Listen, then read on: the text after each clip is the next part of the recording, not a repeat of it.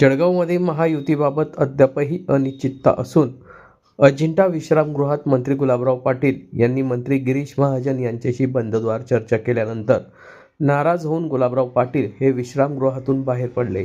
आज दिनांक 28 डिसेंबर रोजी दुपारी 4 वाजता ही माहिती समोर आली आहे। विश्रामगृहातून मंत्री गुलाबराव पाटील बाहेर पडल्यानंतर काही वेळानंतर मंत्री गिरीश महाजनही विश्रामगृहातून नाशिककडे रवाना झाले। युतीबाबत अद्याप राष्ट्रवादीची चर्चा सुरू असल्याची गिरीश महाजन यांनी माहिती दिली असून गुलाबराव पाटील हे खुश होतील असेही मंत्री गिरीश महाजन यांनी विधान केले आहे। जळगावमधील भाजपा शिवसेनामधील नाराजी नाट्यामुळे युतीची घडी विस्कळीत होण्याची शक्यताही वर्तवण्यात येत आहे। या संदर्भात मंत्री गिरीश महाजन नेमकं काय बोलले आहेत ते जाणून घेऊयात।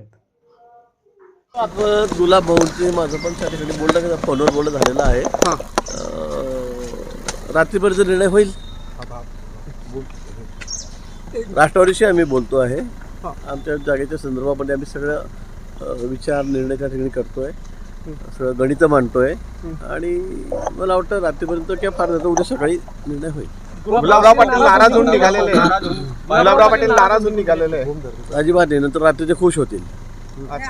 आणि अद्याप आपलं दोघं पक्षांची चर्चा चालू आहे, मात्र अजित पवार गटाला पण अलिप्त ठेवलेला पाहायला मिळतात। नाही, त्यांच्याशी फोनवर आमचं बोलणं सुरू आहे।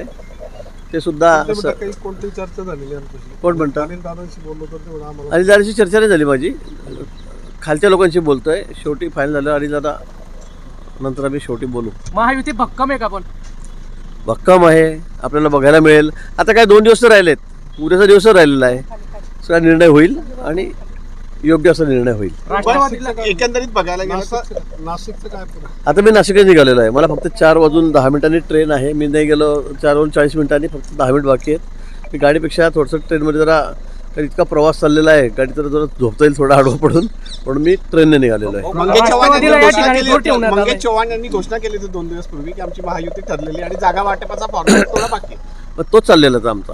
मग घोषणा झाल्यानंतर अद्याप का डिक्लेअर नाही होत? होईल, थोडा वेळ लागतो ना, अजून कुठे डिक्लेअर झालं नाही। तुम्ही इतकी घाई काय करता? मला फक्त जामनेरचंच जळगावचंच काम मुहूर्त काढायला लावताय।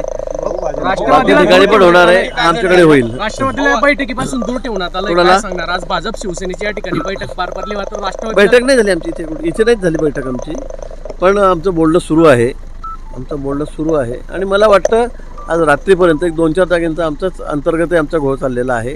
कोणाला कळायचं, प्रमुख कार्यकर्ते आहेत आणि निश्चित जागा गेल्यामुळे मग बरेच मोठ्या जागा जाणार का आमच्याकडे मागच्या वेळी 57 जागा होत्या आणि आता यावेळेला आम्हाला कमी जागा घ्याव्या लागतील, दोन्ही पक्षांना सामावून घेतलं तर।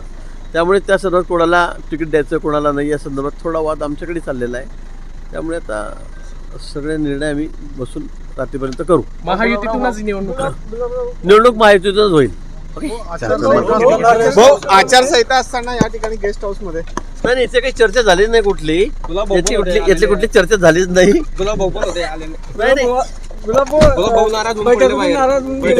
इथे रेस्ट हाऊसला कुठली बैठक झाली नाही। मी जस्ट मला ट्रेन होती, मला वॉशरूमला जायचं होतं म्हणून मी 5 मिनिटांसाठी आलो, मी निघालेलो। 1:30 वाजेचे होते, 1:30 ते 4 मी आता 5 मिनिटापूर्वी झालो। आम्ही आचारसंहिता कुठले सरकारी कुठली विमान वापरायची नसते, रेस्ट हाऊस वापरायचं असतं याची मला कल्पना आहे, पण 5 मिनिट मला निघायचं होतं आणि वॉशरूमला जायचं म्हणून मी 5 मिनिटापुरतं इथे आलेलो।